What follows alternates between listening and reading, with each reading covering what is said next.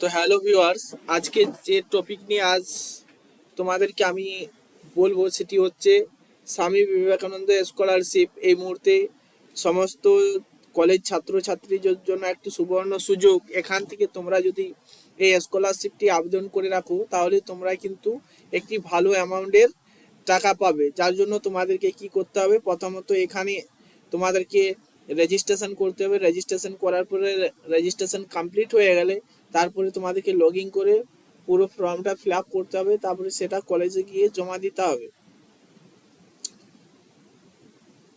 দেওয়ার পর তোমরা কিন্তু তোমাদের ব্যাংক অ্যাকাউন্ট থেকে যে স্কলারশিপের টাকা বরাদ্দ রয়েছে সেই টাকাটা পাবে। তার জন্য তোমাদেরকে কি করতে হবে, যদি তোমরা এই স্কলারশিপটি আবেদন করতে চাও অবশ্যই সামু অনলাইনে এসে যোগাযোগ করতে পারো বা সরাসরি কমেন্ট করতে পারো।